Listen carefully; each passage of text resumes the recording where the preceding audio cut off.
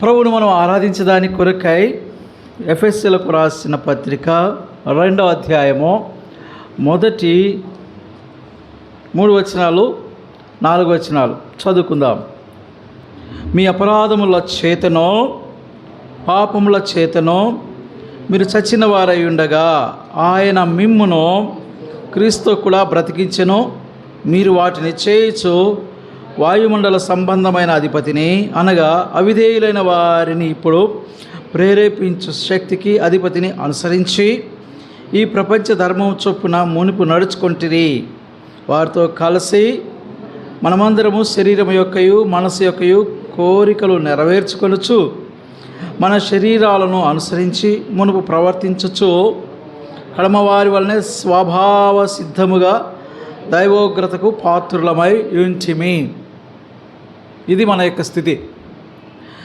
మరి ప్రభువును ఆరాధించడానికి ప్రభు ఏం చేస్తూ వచ్చాయంటే 4వ వచనంలో, అయినను దేవుడు కరుణా సంపన్నుడై ఉండి మనము మన అపరాధముల చేత సచ్చిన వారమై ఉండినప్పుడు సైతము మన ఎడల చూపిన తన మహా ప్రేమ చేత మనల్ని క్రీస్తు కూడా బ్రతికించెను.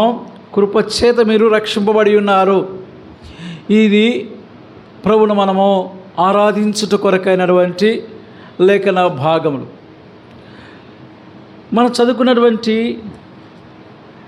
ప్రభు యొక్క ప్రేమ ద్వారా బ్రతికింపబడము, ప్రేమ ద్వారా రక్షింపబడము, దీనిని బట్టి ప్రభువును మనం స్తుతించవలసిన వారమై ఉన్నాము. అయినప్పటికీ మన యొక్క పూర్వపు స్థితిని కూడా మనము ధ్యానం చేసుకున్నట్లయితే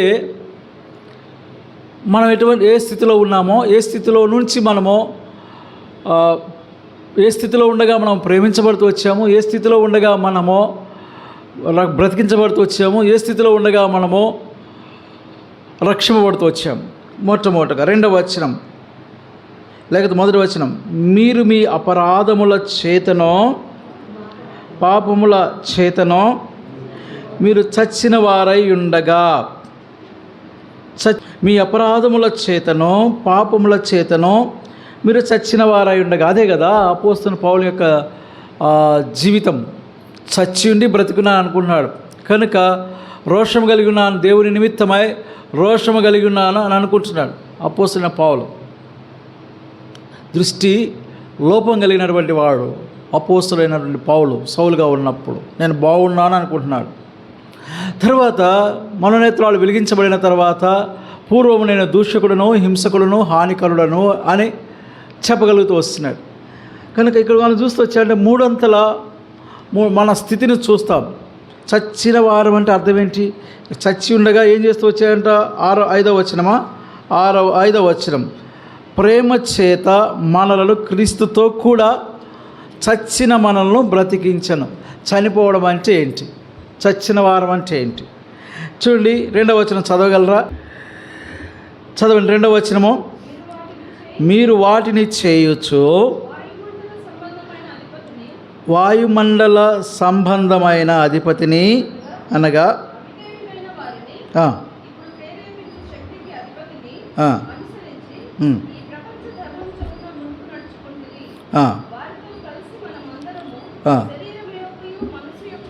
చాలు ఇక్కడ 3 విషయాలు చూస్తూ వచ్చాడు. మొట్టమొదటిది వాయుమండల అధిపతిని ఒకటి అనుసరించేవారు.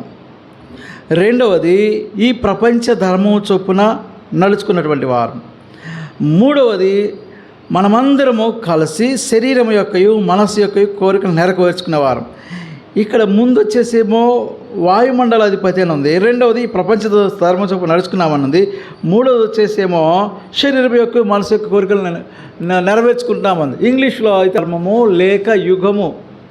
మొట్టమొదటి మన చచ్చిన స్థితి అంటే ఏంటి జ్ఞాపకం చేసుకోవాలా. మీరు మీ అపరాధముల చేతను పాపముల చేతను చచ్చిన వారమై ఉండగా, పాపముల చేతను అపరాధముల చేతను చచ్చిన వారమై ఉండగా అంటే చనిపోవడం అంటే అర్థం ఏంటంటే మనము ఈ ప్రపంచ ధర్మము చొప్పున నడుచుకుంటుమి అన్నాడు. అంటే మన స్థితి. చచ్చిన వారి పరిస్థితి ఏంటి? చనిపోయిన వారి పరిస్థితి ఏంటి? ప్రపంచ ధర్మం, ages of this world, we walked according to the ages of this world. అంటే ఈ ప్రపంచ ధర్మము చొప్పున, అనగా ప్రపంచ యుగం అంటే ఇంకొక భాషలో చెప్పాలంటే ఏంటి ప్రపంచ ధర్మము, ఏంటి ప్రపంచం యొక్క ఏజ్ ఏంటి అనేది మూల భాషలోకి వెళ్ళి చూస్తూ వచ్చాం. నా దగ్గర దైవసేవకులు అందరి దగ్గర డిక్షనరీస్ ఉంటాయి. అంటే గ్రీక్ అండ్ హీబ్రూ లెక్సికన్ అంటే డిక్షనరీ, మన డిక్షనరీ లెక్సికన్ వెళ్ళి చూస్తే ఏమున్నదంటే, ఆ భాషలోకి వెళ్ళి చూస్తూ వస్తే స్టైల్స్, మోడర్నిజం, ప్రపంచ ధర్మము చొప్పున, అంటే ప్రపంచం యొక్క మోడర్నైజేషన్ చొప్పున, or else according to the style of this world. ఈ ప్రపంచం యొక్క styles, fashions, or else according to the ఏమంటాం మనము, ఈ దాని యొక్క నడక చొప్పున ఎట్లా వాక్ చేస్తుంది, ఎట్లా అనుసరిస్తుంది, ఆ దాని ప్రకారం వాళ్ళు ఎలా నడుస్తూ వస్తున్నారో మనం అలా నడుచుకుంటూ వస్తున్నామని అర్థం. ఇక్కడ ప్రపంచ ధర్మము ఇంగ్లీష్లో స్టైల్స్ అని ఉంటుంది. మాకు తెలుగు బైబిల్లో లేకపోతే ఇంగ్లీష్ బైబిల్లో ఏ వర్షన్లో కూడా అది కనపడదు. కానీ ఈ మాటకు అర్థం ఇంగ్లీష్ బైబిల్ కనపడదు, కానీ గ్రీక్ పదాలలో దాని అర్థం కనపడుతూ ఉంటుంది. Styles of the world. గమనించండి, యవనస్తులు అంటే స్టైల్స్ అంటే జ్ఞాపకం చేసుకోవాలి. సార్వత్రిక సంఘం, స్థానిక సంఘము, సార్వత్రిక సంఘం. ఇప్పుడు మనం గమనిస్తూ వచ్చామంటే ఏంటి సార్వత్రిక సంఘము, ఏంటి స్థానిక సంఘం అంటే ఈ ప్రాంతంలో ఉన్నటువంటి సంఘము, శాలెము, ప్రార్థనా మందిరము, లేక ఆ ప్రార్థనా మందిరంలోనికి చేరి వచ్చేటువంటి ప్రజలు సంఘం. కట్టడాల సంఘం కాదు. చర్చ్ అనేది కట్టడాలు కాదు. చర్చ్ అనే మాటకు అర్థం అంటే మనుషులు, యేసుక్రీస్తు రక్తము చేత కడగబడినటువంటి, పరిశుద్ధపరచబడినటువంటి, రక్షింపబడినటువంటి మనుషులు, విశ్వాసులు, వారు చర్చ్. కాబట్టి స్థానిక సంఘం అంటే ఈ స్థలమందు చేరి వచ్చేటువంటి పరిశుద్ధులు. సార్వత్రికం అంటే ఆంధ్రప్రదేశ్లో డిఫరెంట్ ప్లేసెస్లో ఉన్నవారు, లేకపోతే తెలంగాణలో డిఫరెంట్ ప్లేసెస్లో ఉన్నటువంటి వారు, నార్త్ ఇండియాలో డిఫరెంట్ ప్లేసెస్లో ఉన్నవారు, సౌత్ ఇండియాలో డిఫరెంట్ ప్లేసెస్లో ఉన్నవారు, ప్రపంచంలో పలు చోట్ల ఉన్నటువంటి వారు అందరినీ కలిసి సార్వత్రిక సంఘం. మన దృష్టిలో స్థానిక సంఘంగా చూస్తాము, కానీ దేవుని దృష్టిలో ఇవన్నీ కూడా వీటన్నిటిని కూడా కలిపి అంటే ప్రపంచంలో ఉన్న సంఘములన్నిటినీ కలిపి దేవుడు సంఘంగా చూస్తూ వస్తున్నాడు. అంతేగాని ఒక శాలేమునే సంఘంగా చూడడం లేదు ఆయన. దీని స్థానిక సంఘము మనమందరం కలిసి యేసుక్రీస్తు ప్రభువారికి ఎలా శరీరం అయి ఉన్నామో, సార్వత్రికంగా ఉన్నటువంటి సంఘములన్నీ కూడా కలిపి ఆయన దృష్టిలో సంఘం అంటే కలిపి సంఘం. ఇప్పుడు styles, ages of this world అంటే ఏంటి? ఏజ్ అంటే ప్రపంచంలో ఉన్నటువంటి ప్రతి విధమైనటువంటి styles, modernization of this belongs to all the churches, belongs to Christ Jesus. All the styles of this world belongs to Satan. సంఘములన్నీ కూడా యేసుక్రీస్తు ప్రభువు వారికి సంబంధించినవైతే, ధర్మములు అంటే modernism, styles of this world belongs to this world's the prince of this world. సాతానే prince of this world. అధిపతి ఎవడు ఈ లోకానికంటే సాతానుడే. ఏంటి అంటే మీకు బాగా అర్థం అవడం కొరకు చెప్తాను. మేము ఈ మధ్యకాలంలో సింగపూర్ వెళ్ళినప్పుడు సింగపూర్ స్టైల్స్ వేరండి. సింగపూర్ స్టైల్ వేరు, సింగపూర్లో ఉన్న స్టైల్స్ వేరు. ఏంటి సింగపూర్లో ఉన్న స్టైల్స్ అంటే మగవాళ్ళైనా ఆడవాళ్ళైనా వారి యొక్క స్టైల్స్ మోడర్నైజేషన్ ఉందని. అంటే మోడర్న్ అంటే లేటెస్ట్ స్టైల్స్ ఏంటంటే ఆడవాళ్ళైనా మగవాళ్ళైనా ఏం చేస్తారంటే నిక్కర్లు మాత్రమే వేసుకుంటారు. am I right or not? ఆడవాళ్ళైనా మగవాళ్ళైనా, చిన్నపిల్లలైనా, యవనస్తులైనా, నడివయసు కలిగిన వారైనా, వృద్ధులైన, ఆడ మగ తేడా లేకుండా నిక్కర్లు మాత్రమే వేసుకుంటారు. వారు టీషర్ట్స్ మాత్రమే వేసుకుంటారు. ఆడవాళ్ళైనా మగవాళ్ళైనా నిక్కర్లు మాత్రమే వేసుకుంటారు, టీషర్ట్స్ మాత్రమే వేసుకుంటారు. వారు చాలా తక్కువ మనకులాగా పంజాబీ డ్రెస్సులని, శారీ కట్టుకొని. మన ప్రాంతపు కల్చర్ ఏంటంటే ఇక్కడ ఆంధ్రప్రదేశ్లో లేదా తెలంగాణలో చీరలు కట్టుకోవడం అనేది ఈ మనది. నార్త్ ఇండియాకి వెళ్తే పంజాబీ డ్రెస్ అంటారు కదా, అంతే అంటారు అనుకుంటా. అది అక్కడికి వెళ్తే అట్లా కాదు. అట్లా కాదు. నేను నాకు డిఫర్ అవుతున్నారా? నిక్కర్లు, టీషర్ట్స్, ఆడవాళ్ళు మగవాళ్ళు సరే ఏం చేశారంటే అక్కడ వెళ్తే just when you come to the conference wear ethnic dress అని పెట్టాడు. అక్కడ పెద్ద బోర్డు పెట్టేసి మీరు కాన్ఫరెన్స్లోకి వచ్చే సమయం అంటే మీరు మీటింగ్కి వచ్చేటప్పుడు మీరు ఏమి చేసేసి అట్లాంటి డ్రెస్ వేసుకొని రావద్దు, మీరు సంప్రదాయపరమైనటువంటి వస్త్రాలు ధరించి రండి అన్నారు. అంటే ఏంటి? శరీరాన్ని పూర్తిగా కప్పుకొని రండి అని చెప్తూ వస్తున్నా. లోపలికి వచ్చేటప్పుడేమో శరీరాన్ని పూర్తిగా కప్పుకొని రండి, మీరు బయట ఎలా ఉన్నా కూడా మాకు పర్వాలేదు, లోపలికి వచ్చేటప్పుడు గమనించాలి. అంటే సంఘం వెలుపడంత లోకమే, సంఘం వెలుపడంత లోకమే. అయితే సంఘంలోనికి వచ్చేటప్పటికి ఏం కూడదంటే లోక సంబంధమైన స్టైల్స్ పనికిరావు. You wear just ethnic dress అన్నాడు. అంటే సాంప్రదాయపరమైనటువంటి ఫుల్గా కప్పుకున్నటువంటి వస్త్రాలు వేసుకొని రండి అని చెప్తూ వచ్చాడు. అంటే సంఘం వెలుపల ధరించే వస్త్రాలు ఇది సంఘానికి వ్యతిరేకము, సంఘంలో ధరించే వస్త్రాలు లోకానికి వ్యతిరేకం. నిన్న ఒక చచ్చిన స్థితి ఏంటి అంటే చచ్చిన స్థితి అనగా లోకం యొక్క పరిస్థితుల నుంచి, లోకం యొక్క స్టైల్స్ నుంచి వేరే ప్రభు యొక్క సంఘంలోనికి రావడము. 89వ సంవత్సరం వరకు అప్పుడు స్టైల్స్ ఎలా ఉండేవి? అప్పుడు స్టైల్ 80 అంతా కూడా 70-80 అంతా కూడా పొడవాటి జుట్టు ఉండేది. చూడండి, పొడవాటి జుట్టు ఉండేది. నాకు కూడా పొడవగా ఉండేది జుట్టు. ఇప్పుడు లేవు, జుట్టు రాలిపోయింది. 60 ఏళ్ళ దగ్గరకు వస్తున్నప్పుడు ఎందుకుంటుంది? జుట్టు రాలిపోయింది, బట్టతలు అవుతుంది కదా, అయింది. అప్పుడేమో జుట్టు ఉండేది, ఎవరికైనా ఉంటుంది. ఇక్కడ దాకా జుట్టు, ఎదరకు కళ్ళ మీదకి పడాల జుట్టు, ఇక్కడ దాకా జుట్టు. తర్వాత బ్యాగీ ప్యాంటు, బ్యాగీ షర్ట్. అంటే జుట్టు మనం సన్నగా ఉన్నా కూడా ఎంత ఉంటుంది షర్టు, అల్లదా ప్యాంటు కూడా ఎంత ఉండదు అది. ఆ తర్వాత 89 తర్వాత 90 జనవరి 15వ తేదీన రక్షణ పొందిన తర్వాత నాకెవరు చెప్పలా. డ్రెస్సు ఏమైపోయింది, ఇంతలో బ్యాగ్ ఉన్నది కాస్త సరైపోతూ వచ్చింది ఇట్లనే. ఆ తర్వాత జుట్టేమో ఇంతే ఉంటుంది వెనక, ఇప్పుడు ఉన్నంతే. ఇది 90 నుంచి ఇంతే ఉంటుంది జుట్టు, ఎదరు కూడా అంతే ఉంటుంది జుట్టు. మాకు ఫోటో చేసి షేర్ చేయమని 89 డేట్స్ ఉన్నవి సెంట్రల్ యూనివర్సిటీకి అప్లై చేస్తున్నప్పుడు హైదరాబాద్ వెళ్ళి దిగితే జుట్టు ఇంత పొడవు ఉంది. అప్పుడు నేను రక్షణ పొందల. ఆ తర్వాత జనవరిలోనో ఫిబ్రవరిలోనో దిగితే 2 ఫోటోలు కనుక నేను స్టేటస్లోనో వాట్సాప్లో షేర్ చేస్తే ఎంత తేడా కనబడదు. అంటే ఈ విధమైనటువంటి లోక సంబంధమైన యుగ సంబంధమైనటువంటి ఆ styles against to the church, సంఘానికి విరుద్ధం. మన పిల్లలు కూడా ఏం చేసేవారంటే రకరకాల ఒకవైపు అంతా కట్ చేసుకునేవాళ్ళు. ఇప్పుడు మారిపోయారు, మొత్తం కూడా చక్కగా వస్తున్నారు, అందరూ బాగానే వస్తున్నారు. ముందు ఏం ఒక పక్కనంతా గుండు, ఒక పక్కనే పొడవుగా ఉంటాయి కదా. ఇవంతా లోకానికి సంబంధించినది. అంటే మీకు అర్థమవడంగా చేయాలి, లోపల విషయాలు చేయాలి. డీప్ సంగతులు ఏం చెప్పలేదు నేను, చచ్చిన స్థితి అంటే ఏంటంటే అది, చనిపోయిన స్థితి అంటే అట్లా ఉంటుంది. కాబట్టి ఈ సచ్చిన స్థితి ఇవి సింగపూర్లో అలా ఉంది, భారతదేశం ఇలా ఉంటుంది, అమెరికా పోతే ఇంకొకలా ఉంటుంది.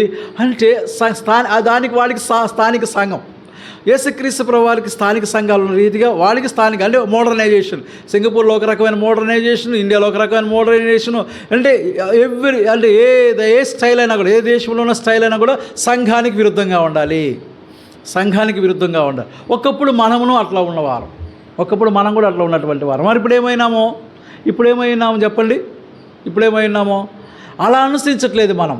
చచ్చిన స్థితిలో ప్రభు మనల్ని ఏం చేస్తూ వచ్చాడు? 5వ వచనంలో ప్రేమ చేత ఆయన మనలను బ్రతికించెను. బ్రతికించాడు అంటే బ్రతికించాడు అర్థం ఏంటి అంటే మనం వాటిని అనుసరించడం లేదు, లోక సంబంధమైన పద్ధతులను అనుసరించడం లేదు. ఏం అనుసరిస్తూ వస్తున్నామంటే ఏది దేవునికి ప్రీతికరమైనదో, ఏది దేవునికి ఇష్టమైనదో, దేవునికి ఎలా ఉండడం ఇష్టమైనదో దానినే మనము అనుసరిస్తూ వస్తున్నాం. దా స్థితిలోనికి తీసుకొచ్చాడు మనలను మొట్టమొదటి. రెండవది ఏంటంట? చదవండి.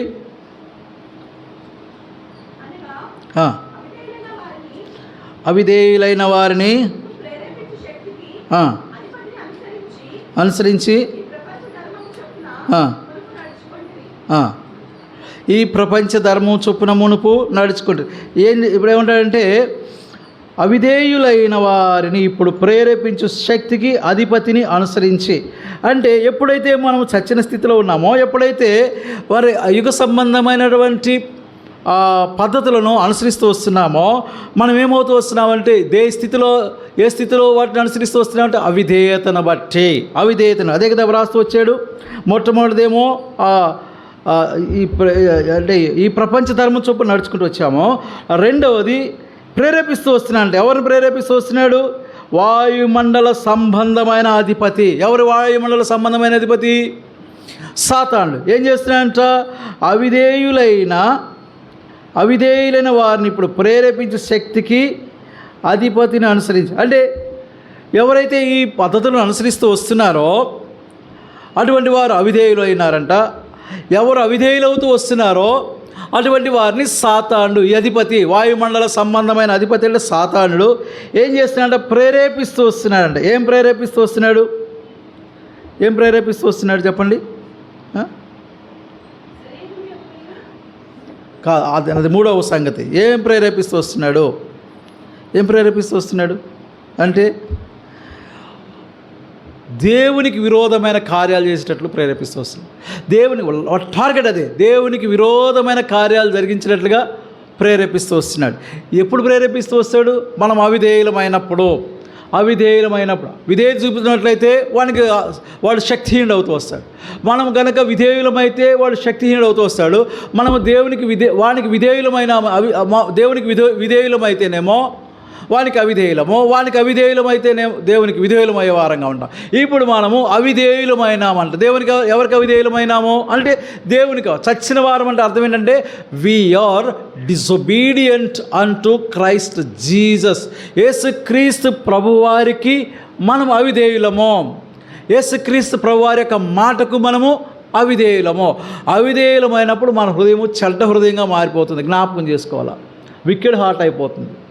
మన హృదయం వికెడ్ హార్ట్ అయిపోతుంది. మన హృదయం ఏమవుతుందంటే అది చెడ్డ హృదయం అయిపోతుంది. ఎంత చెడ్డగా హృదయం అవుతుందో ఏం చేస్తాడంట? ఆ చెడ్డ హృదయాన్ని ప్రేరేపిస్తూ వస్తాడు.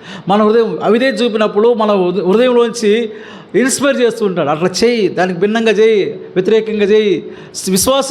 విశ్వాసులమే పూర్వస్థితి గురించి మాట్లాడుతూ వస్తున్నాను. ఏంటంటే ప్రతిదీ కూడా దేవునికి విరోధంగా చేయమంటాడు. తర్వాత ఏం చేస్తూ వస్తాడంట? సంఘానికి భిన్నంగా ప్రవర్తించమని చెప్తూ వస్తాడు. కాబట్టి మనం ఎంత విధేయులం అవుతూ వస్తామో అంతగా సాతాను మనలో తన శక్తిని వినియోగించుకునేవాడుగా ఉంటాడు. మనం అవిధేయులం అవుతున్నామంటే అంతగా మనము దేవుని యొక్క సాతాను మన ద్వారా శక్తివంతంగా పనిచేస్తున్నాడని అర్థం. ఒకప్పుడు సంగతి అండి. మునుపు అన్నాడు కదా. మునుపు మనం అవిధేయులమైన కారణము చేత ఆ అవిధేయతే సాతానికి శక్తి. మనం ఎంతగా అవిధేయత చూపుతూ వస్తామో అంతగా సాతాను మనం ప్రేరేపించడానికి మన సంఘమునకు. అనగా సంఘం అంటే ఏంటండి? అసలు ఎందుకు రక్షణ పొందామని చెప్పండి. మనం ఎందుకు రక్షణ పొందామో? రక్షణ పొందడం అంటే ఏంటి చెప్పండి? పొందడం అంటే ఏంటి? రక్షణ పొందడం అంటే ఏంటి? అధ్యాయం 29వ వచనంలో రోమిలికి రాస్తా ఒక మాట అన్నాడండి. రోమన్స్ 8:29. ఎందుకనగా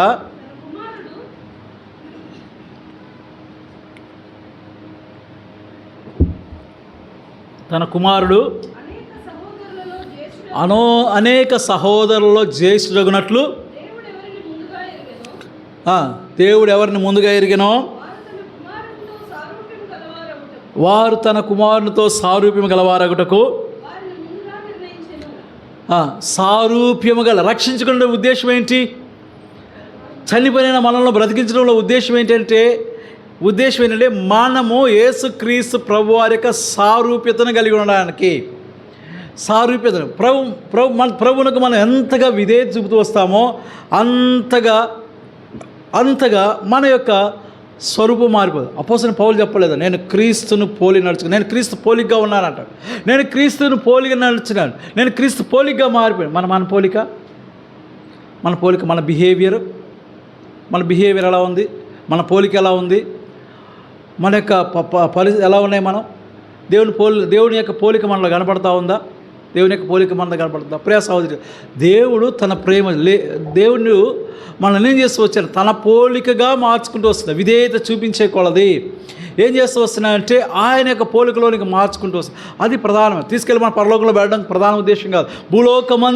భూలోకమందే మనం ఆయన యొక్క సారూప్యాన్ని కలిగి ఉండాలి. ఎల్లైనా బ్రతికేద్దాము, పరలోకంలోకి పోదామని అది కాదు. మా ప్రభు యొక్క ఉద్దేశం ఏంటంటే పరలోకం తర్వాత సంగతి, భూలోకమందే మనం ఆయన పోలికగా ఉండడం. దాని కొరకే మనం బ్రతికిస్తూ వచ్చాడు. Third one. మూడవ సంగతి ఏంటి చెప్పండి? శరీరం యొక్కయో మనసు యొక్కయో కోరికలను నెరవేర్చుకొనుచు, కాబట్టి శరీర ఆశలను అనుసరించి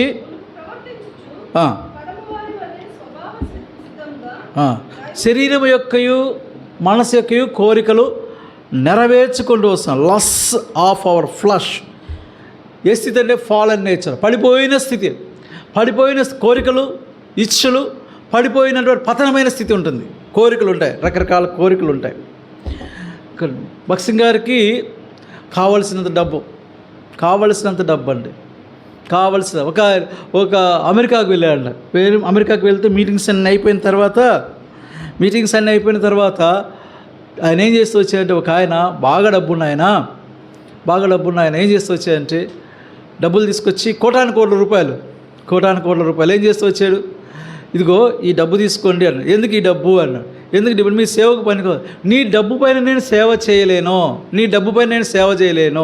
నేను ప్రభు శక్తిని బట్టే కానీ నీవిచ్చే డబ్బు పైన నేను సేవ చేయలేను. చాలామంది సేవ చేయాలంటే ఏంటంటే ఫారిన్ డబ్బు రావాలి, అమెరికా వాళ్ళ డబ్బు రావాలి, ఇంగ్లాండ్ నుంచి డబ్బు రావాలి.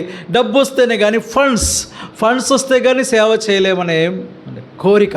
ఏం కోరిక? సేవ చేస్తున్నామంటే ఫండ్స్ రావాలి, సేవ చేస్తున్నామంటే ఫండ్స్ రావాలి, ఏడో విధంగా ఫండ్స్ రావాలి. ఫండ్స్ వస్తేనే కానీ సేవ చేయలేము అనే తప్పుడు అభిప్రాయం. ఇది కోరిక, ఇది ఫాలన్ నేచర్, ఇది పడిపోయిన స్థితి. ఎవరో ఒకరు డబ్బు ఇస్తేనే కానీ మనం పరిచర్య చేయలేము. అంటే ప్రభు డబ్బు పైన ఆధారపడే పరిచర్య జరిగిస్తూ వచ్చాడా? ఆరంభం నుంచి డబ్బు పైన ఆధారపడి, డబ్బు లేకపోతే ఇక పరిచర్య జరగదా? గమనించండి. పెద్ద సంఘాలు కడితేనే అది పరిచర్య అంటామా? భక్సింగ్ గారు ఎంతమంది ఉంటారు? ఒక 1000 మంది ఉంటారు. భక్సింగ్ గారు హెబ్రోన్లో 1000 మంది ఉంటారు, అంతకంటే ఎక్కువే ఉండరు. ఏముంది అంటే ఇట్లాంటివి ఇవి కూడా కాదు. ఏముందంటే చెక్కలతో, అంటే చెట్ల పోల్స్, అంటే వుడెన్ పోల్స్, తర్వాత ఇట్లాంటి రేకులు కూడా కాదు, దాదాపు ఒక అడుగు వెడల్పు ఉండే రేకులు అవి. ఇప్పటికి ఉన్నాయి అవి రేకులు. మరి అదేం చేశాడంటే ఆయనకి కోరిక లేదు. కాబట్టి దేవుడు భౌతిక సంబంధమైన వాటిని ఇష్టపడడంలా, దేవుడు భౌతిక సంబంధమైన వాటిని ఇష్టపడలేదు. కానీ ఆయన సంఘము తన యొక్క సారూప్యతలోనికి రావాలి. భక్సింగ్ గారి పరిచర్య అంతా కూడా సంఘము యేసుక్రీస్తు యొక్క సారూప్యతలోనికి రావాలని ఆయన యొక్క ప్రయాస తపన పడుతూ వచ్చాడు. మోకాళ్ళపై ఉంటూ వచ్చాడు. ఇదో నిన్న రీల్స్లో వస్తున్నాయి. బ్రూస్లీ కొట్టి ఐరన్ పెట్టి కొడుతుంటే విరిగిపోతూ ఉంది, వంగిపోతూ ఉంది. వేలు చూపిస్తే ఇక్కడ కాయలు కాసిపోయినాయి అంట. ఇక్కడ కాయలు. This is the style of the world. ప్రపంచం యొక్క ఇదేనంటే శరీరము కాయలు కావాలా, దృఢంగా ఉండాలనేది భౌతిక సంబంధమైన లోకం యొక్క. అయితే ఇక్కడ దైవజనుని యొక్క ఆశయం ఏంటంటే ఆయన మోకాలు, వేలు చేతులు కాదు, మోకాళ్ళు కాయలు కాసిపోయినాయి అంట. ఒంటి కాళ్ళలాగా మారిపోయినాయి అంటే. ఎందుకు మారిపోయినాయి అంటే నిత్య మోకాళ్ళ పైన వచ్చిన కారణం చేత. ఎందుకు అలా మోకాళ్ళ పైన వచ్చాయంటే ఈయనేమో ఇతరులను గుద్ది చంపేసేయడానికి, ఆయనేమో ఇతరులను బ్రతికించడానికి. ఇది మన యొక్క ఉద్దేశం ఏంటి? సంఘంగా మనం చేరువస్తున్నామంటే ఇతరులకు మేలు, సంఘంగా మనం చేరువస్తున్నామంటే ఇతరులకు మన ప్రవర్తన ద్వారా, మన మాటల ద్వారా ఇతరులకు మేలు కలిగించే వారంగా ఉండాలి. మన మాటల ద్వారా ఇతరులకు గాయం కలిగిస్తూ నేను ఆత్మీయంగా ఉన్నానంటే అది సరి అయినది కాదు. కాబట్టి మనమందరం కూడా ఆయన యేసుక్రీస్తు ప్రభువారు ఎన్నడూ కూడా ఆయన నోట నుంచి కృపావచనంగా ఇతరులను ఆత్మీయ జీవితాన్ని నష్టం చేసే మాటలు ఎప్పుడు కూడా ఆయన మాట్లాడలేదు. కానీ ప్రియ సహోదరా, శరీరం యొక్కయు మనసు యొక్కయు కోరికలు నెరవేరు. చాలామంది రక్షించబడాలనే కోరిక లేదు, గణపరచబడాలనే కోరిక లేదు. గణపరచబడేది నేను నా సింహాసనము దేవునితో పాటు హెచ్చించుకోదును, నా సింహాసనము ఆయనతో కూడా ఆయన పోలిక ఆయనతో పాటు ఆయన సింహాసనం పైన హెచ్చించుకుని నా సింహాసనాన్ని హెచ్చించుకుంటానని తలంచినటువంటి వాడు, గర్వంగా మారినటువంటి వాడు. మరి ప్రభువారు వాని యొక్క ఆలోచన ఎట్లా ఉంటే ప్రభు ఏం చేస్తూ వచ్చాడంటే వాని ఆలోచన 14-13లో చూస్తాం మనం యెషయా గ్రంథంలో. వాడేమో హెచ్చించుకుంటూ వస్తుంటే ఈయన ఏం చేస్తూ వచ్చాడంట, ఆకాశమును లేదా పరలోకాన్ని విడిచిపెట్టుకోవడానికి భాగ్యం ఎంచుకోలేదు, కానీ దాసుని పోలికగా పుట్టి ఏం చేస్తూ వచ్చాడంట, మరణం పొందినంతగా విధేయత చూపిన వాడవుతూ వస్తున్నాడు. ఎలా ఉంది సంఘం? ఆయనకు పోలికగా మనం మారాలి అంటే, ఆయన పోలికగా మనం మారాలంటే ఏం చేయాలా? తగ్గించుకున్న వారం అండి. ఆయన పోలికగా మారాలి, తగ్గించుకోవాలి. సాతాను యొక్క ఇదేంటంటే హెచ్చించుకోవడం. మరి ప్రభు యొక్క తత్వం ఏంటి అంటే, ప్రభు యొక్క మనసు ఏంటంటే ద మైండ్ ఆఫ్ క్రైస్ట్ యేసు కలిగిన ఈ మనసును మీరు, ఆయన మనసు మీరు ఎరుగుదురు కదా, ఆయన దేవుడు కుమారుడు అయ్యిండి అని చెప్పుకుంటూ వస్తున్నాడు. ఫిలిప్పీయులకు రాసిన అపోస్తలుడు పౌలు తగ్గించుకుంటూ వచ్చేవాడు. ఆయన పోలికగా మారి కట్టడాల్లో విషయాల్లో కూడా తగ్గించుకునేవారుగా, స్టైల్స్లో. మనం ఒకవేళ మనం ఇంకా లోక సంబంధమైనటువంటి, ఇప్పుడే పిల్లలకి ఏం చేస్తాము, పిల్లలకి లోక సంబంధమైనటువంటి పిల్లలే కదా అని ఏం చేయకూడదు, లోకం యొక్క పద్ధతులను మనము అనుసరించకూడదు. ఎప్పటి నుంచి నేను బాలుడు నడవలసిన త్రోవను వానికి నేర్పుము. బాలుడుగా ఉన్నప్పటి నుంచే మనం వానికి సంఘము, దేవుని యొక్క స్వరూపం ఎలా ఉంటే, దేవుని పిల్లలు ఎలా ఉంటారో దాన్ని మనం నేర్పించే వారంగా ఉండాలి, విధేయతను నేర్పించే వారంగా ఉండాలి. తర్వాత ఇచ్చలు కోరికల నుంచి విడిపించబడే, అంటే అవి లేని వారంగా మనమే నేర్పిస్తుంటే, పిల్లలకు మనమే నేర్పిస్తుంటే, రకరకాల కోరికలతో వారికి మనమే నేర్పిస్తూ ఉంటే ఎలాగా? దాని కొరకే ప్రభువైన యేసుక్రీస్తు వారి లోకంలోనికి వచ్చారు. దాని కొరకే కలువరి శిలువలో మరణిస్తూ వచ్చాడు. దాని కొరకే చనిపోతూ వచ్చాడు. దాని కొరకే సమాధి చేయబడుతూ వచ్చాడు. దాని కొరకే ఆయన తిరిగి లేస్తూ వచ్చాడు. తద్వారా ఏం చేస్తూ వచ్చాడంటే తన ప్రేమ చేత మనల్ని బ్రతికిస్తూ వచ్చాడు. దాని అర్థం ఏంటి అంటే, దీన్ని బట్టి ప్రభువుని మనం ఆరాధించవలసిన వారే. అర్థం ఏంటి అంటే, మనము ఈ ప్రపంచ ధర్మం చొప్పున నడుచుకోకూడదు. తర్వాత ఈ లోకాధికారిని మనం వెంబడించకూడదు. తర్వాత ఇచ్చలను కోరికలను మనం అనుసరించకూడదు. దాని నుంచి మనం విడిపిస్తూ వచ్చారు. అది విడిపించి పరలోకం ఇస్తానని చెప్పట్లా ప్రభువారు, భూలోకంలోనే నిన్ను నేను నా యొక్క సారూప్యతను కలిగిన వానిగా చేస్తాను. ఇది శ్రేష్టమైన, మన పరలోకంలో ఉండడం కంటే కూడా భూలోకంలోనే ఇటువంటి లక్షణాలు కలిగి ఉండడమే ఇదే పరలోకం. దేవుని యొక్క ఇష్టమైనది మన పరలోకంలో ఉండగా, భూమిపై ఉండగానే, సంఘంలో ఉండగానే దేవుని యొక్క సారూప్యతను కలిగి ఉండదు. దేవుని యొక్క సారూప్యతను కలిగి ఉండేదాని కొరకే ఆయన మనం రక్షించుకుంటూ వచ్చాడు. దీన్ని బట్టి ప్రభువుని మనము స్తుతించవలసిన వారమైనాం. సండే